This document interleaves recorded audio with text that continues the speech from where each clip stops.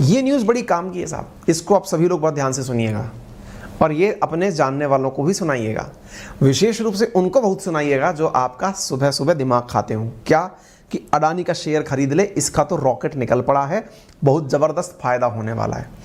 भाई साहब, मैंने आपको कभी एक जानकारी दी होगी और वो जानकारी थी कि दुनिया की 3 बड़ी अम्माएँ हैं। 3 बड़ी अम्माएँ कौन सी हैं? फिच है, मूडीज़ है और स्टैंडर्ड एंड पुअर्स है। 3 बड़ी अम्मा क्यों बोलता हूं मैं इन्हें? ये दुनिया का प्रेडिक्शन निकालती हैं। प्रेडिक्शन का मतलब कि बैठ करके ये बताती हैं कि ये देश फेल मारेगा कि चल जाएगा। मतलब जो हालात इसके चल रहे हैं, इस आधार पर ये कितने दिन तक चल पाएगा। वो पूछते हैं कि साहब कैसे पता चलता है इनको? ये सब अकाउंट देखना जानते हैं। जैसे आप और हम तो क्या होता है ना, बहुत ही भोले भाले लोग होते हैं। हम किसी व्यक्ति को बढ़िया गाड़ी से उतरता हुआ देख लें, 2-4 बड़े लोगों के साथ उठता बैठता देख लें और अच्छा खाना पीना खाता हुआ, बढ़िया फोटो खिंचाता हुआ, दुनिया में एक आध देश में घूमता हुआ देख लें तो हम मानते हैं कि अरे इसकी तो जिंदगी सेट है। हम उसके पीछे की जानकारी नहीं रख पाते। हम सीधे लोग हैं ना। पीछे की जानकारी केवल इस दुनिया में एक ही आदमी रखता है, वो है सीए, जिसे सब कुछ पता होता है कि इस आदमी के, सीए और दूसरा बैंक वाला, उसको आपके बारे में सब पता है। जैसे कहते हैं ना, डॉक्टर को आपकी हेल्थ के बारे में सब पता है, ऐसे सीए को आपके बारे में सब पता है, क्योंकि वो आपके अकाउंट्स की स्थिति जानता है। वो जानता है कि आप कितना कर्जे में हो, कितना कर्जे से या कितना लोन से आपने गाड़ियां ले रखी है, क्या कुछ कर रखा है, वो सब जानता है। अच्छा, अब इसी सब जानता है वाली लाइन को मैं आपको दोबारा दोहराता हूं, ध्यान से सुनिएगा। ये जो सब जानता है वाली कहानी है ना, इसको Fitch, Moody's, Standard and Poor's जैसी कंपनियां भी जानती हैं। क्यों? क्योंकि जब भी आप कंपनी लिस्टेड कंपनी बनते हो, लिस्टेड कंपनी का मतलब क्या होता है? जब आप किसी शेयर मार्केट में शेयर बेचने के लिए आ जाते हो तो आपको अपने सारे अकाउंट दुनिया के सामने लाकर रखने पड़ते हैं कि हमने इतना कमाया, इतना बचाया, इतना खर्च किया, ये सब आपको बताना पड़ता है। और जब आप ये सारे काम कर रहे होते हो तो इसका एनालिसिस कोई भी अच्छे से कर सकता है। और इसी एनालिसिस को किया किसने? फिच ने। और फिच ने पता है क्या बोला है? सबको चेतावनी देते हुए कि देखो भैया, बात ऐसी है, संभल कर रहना। हालत ये है कि अगर अडानी फट गया, जो बहुत से लोग बोलते हैं ना अडानी बबल है, बबल है, बबल है, फिच बोल रहा है। फिच की वैल्यू को थोड़ी इज्जत दे लेना, क्योंकि बहुत से देशों को इसने बहुत बुरी तरह निपटाया है। इसने बोला है कि अडानी अगर फट गया तो भाई साहब, मन की बात से भी काम नहीं चलेगा। ये मैं नहीं बोल रहा हूं, बताऊंगा, बहुत सारे ऑथर्स ने ये बात बोली है। मतलब ये है कि कोई भी फिर आपको बचा नहीं पाएगा। इसलिए मैं आपसे कह रहा हूं, इस चीज को थोड़ा ध्यान से समझ लेना। फट गया से मतलब क्या है, मैं वो आपको बताता हूं। इन्होंने कहा है, शब्द यूज किया है, डीपली ओवर लेवरेज्ड। ये ओवर लेवरेज्ड शब्द क्या है, ये मैं आपको थोड़ा सा समझा देता हूं ताकि आपको ये समझ में आ जाए। लीवर शब्द जानते हैं आप? फिजिक्स के अंदर लीवर शब्द यूज किया जाता है। ये लीवर क्या होता है मैं वो बताता हूं आपको। देखिए, आपने कभी कुएं से, हालांकि आजकल के यूथ तो पता नहीं कुएं से पानी खींचते होंगे या नहीं खींचते होंगे। कुएं से जब अपन पानी खींचते हैं तो एक तो होता है कि आप सीधा पानी खींचें तो आपको बहुत ज्यादा जोर लगाना पड़ता है ना, जोर लगाना पड़ता है रस्सी से बाल्टी को खींचने में। लेकिन अगर मैं बीच में पुली लगा दूं, पुली का मतलब समझ रहे हैं, एक एक्सल लगा करके उसके ऊपर व्हील लगा दूं और उससे खींचूं तो पानी बहुत आसानी से चला आता है। फिर मैं एक और एक्स्ट्रा पुली लगा दूं तो इस प्रकार से पुली ही एक प्रकार से अंग्रेजी में लीवर है, ठीक है। और जब बहुत सारी पुली लग जाए तो समझिए लेवरेज्ड है, लीवर के साथ लेवरेज्ड है। मतलब समझ रहे हैं? लीवर क्या है?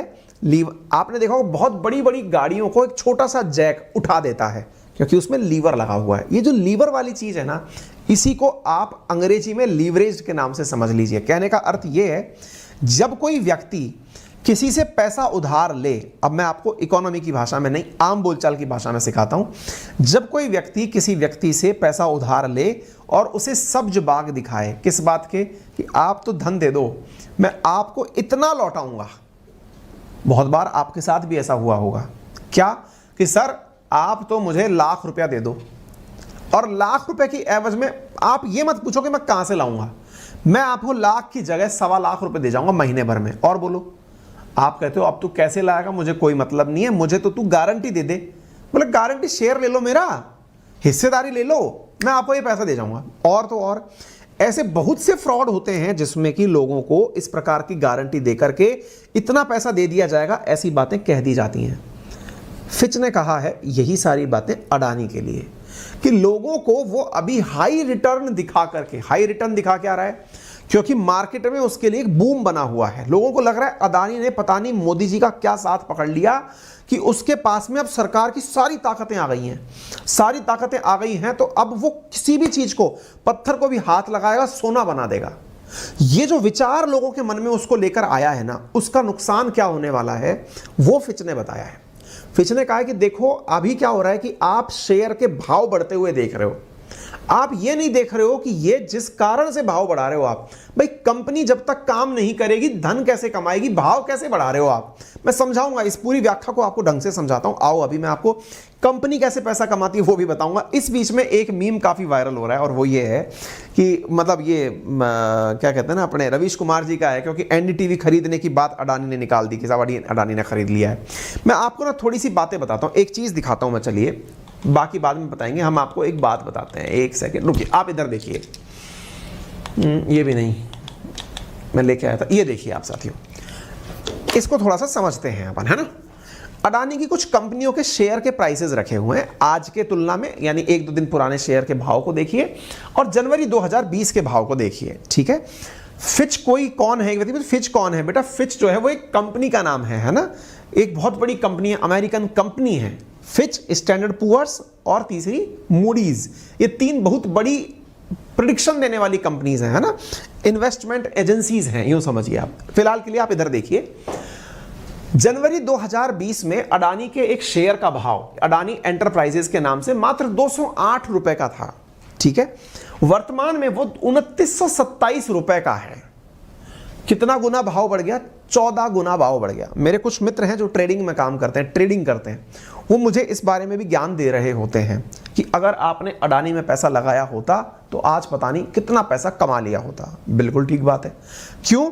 क्योंकि बूम बना हुआ है। आप देखिए अडानी का कोई सा भी शेयर उठाकर देखें, वो 2x 3x पैसा दे रहा है मात्र 2-2 साल के अंदर। आप देखिए 10 गुना, 12 गुना, 14 गुना इतना पैसा दे रहा है। अब ये तो हुआ शेयर का भाव। अब आपको ये पता है कि शेयर का भाव बढ़ रहा है, अब थोड़ा सच्चाई जानते हैं। सच्चाई क्या है? सच्चाई ये है जनाब कि आप जिसका शेयर खरीद रहे हैं, आप मुझे ये बताएं कि अगर मैंने एक बार के लिए अडानी ग्रीन का या अडानी पोर्ट का कोई शेयर परचेज किया, इसका भाव क्यों बढ़ना चाहिए, मुझे ये बताइए पहले। आंसर है कि सर अडानी नाम बड़ा है। अरे नहीं महाराज, सबसे बड़ी बात यह है कि आपका शेयर तभी ज्यादा वैल्यू का होना चाहिए जब रियल में इस पोर्ट के पास इतना काम हो। आप केवल माहौल बना करके, ये तो वो वाली बात हो गई। Once upon an time in Mumbai करके एक फिल्म है जिसमें अजय देवगन कंगना रनावत के लिए एक अमरूद खरीदता है। वो अमरूद किलो के भाव से मिलता है। अजय देवगन उस फिल्म के अंदर उस व्यक्ति से कहता है कि भैया ये जो पेरू है, अमरूद है ना, इसे दे दो। वो कहता है लीजिए। अमरूद कितने रुपए किलो? तो उसने बता दी। बोले नहीं, मुझे ये महंगा दो। बोले महंगा दो से मतलब? बोले यही अमरूद जितना महंगा कर सकते हो दो। उसने कहा 10 रुपए का ले लो। बोले नहीं, 100 रुपए का ले लो एक अमरूद। बोले तुम तो बस भाव बढ़ाओ। तो बोले यार ये कर क्यों रहे हो आप? बोले तुम तो भाव बढ़ाओ ना यार। बोले ये पकड़ो, लाख रुपए का ले लो। कहने का अर्थ क्या है कि अमरूद का भाव बढ़ाते गए जबकि वास्तविकता में ऐसा था नहीं। आपने उसी को महंगा करके दे दिया कि साहब मेरे पास और कोई महंगा उपहार नहीं था तो मैं अमरूद को 1 लाख रुपए का खरीद कर ले आया, है ना। ये फिल्म नहीं चल रही है, ये रियलिटी है। लोग क्या कर रहे हैं कि उस वाकई में वस्तु का भाव कुछ नहीं है, लेकिन इसलिए क्योंकि वो अडानी का है इसलिए देमार शेयर मार्केट के अंदर उसकी वैल्यू को चढ़ाते जा रहे हैं। अरे भैया जितना वैल्यू आप चढ़ा रहे हैं उस वैल्यू की एवज में क्या उस कंपनी का इतना टर्नओवर है क्या? एक बार के लिए रिवर्स सोच के देखते हैं। चलिए मैं एक बार के लिए, इस बात को आप नहीं समझ पाएंगे इसलिए मैं आपको रिवर्स समझाता हूं। एक बार के लिए यूं मानो कि अडानी पोर्ट के आपके पास कुल मिलाकर 1 लाख शेयर है। मान लीजिए अडानी ने कुल, उदाहरण के रूप में समझना, 1 लाख शेयर मार्केट में निकाले थे। उन 1 लाख शेयर को जब उसने निकाला था तब मान लो कि वो शेयर जो है वो 383 रुपए का था, है ना। तो 383 गुणा 1 लाख, 383 लाख रुपया हो गया, ठीक है। ये उसकी रियल वर्थ हो गई। अब मैं आपसे क्या बोल रहा हूं, आप 383 लाख जो वर्थ थी, आज के हिसाब से उसकी वैल्यू कितनी हो जानी चाहिए? 2 गुना बढ़ जानी चाहिए। अब आप एक काम करो, आप इन सारे शेयरों को एक बार में ही बेच दो। एक बार में ही जब बेचने जाओगे तो टेक्निकली 806 रुपए गुणा 1,08,06,00,000 इतना धन मिल जाना चाहिए, यही तो चाहोगे ना। आप पूछेंगे हाँ सर मिल जाएगा, कैसे मिल जाएगा? उस 806 लाख रुपए की कुल वैल्यू नहीं है अडानी पोर्ट की। बोले पोर्ट की वैल्यू नहीं है, से मतलब क्या है? अरे अगर आपको 806 लाख रुपए वो अडानी पोर्ट्स को बेच भी देना पूरी तरह से, कि लो बेच दिया मैंने, तो भी पैसे नहीं निकल के आ रहे, तो खासे दे देगा आपको? अब भी नहीं घुसा? और समझो, मैं बताता हूं एक बार के लिए, ऐसे समझो। अडानी ने अडानी ग्रीन बनाया। अडानी ग्रीन का मतलब क्या बनाया कि भाई आप लोगों के लिए अडानी ग्रीन के नाम से उसने सोलर पावर प्लांट लगा दिए।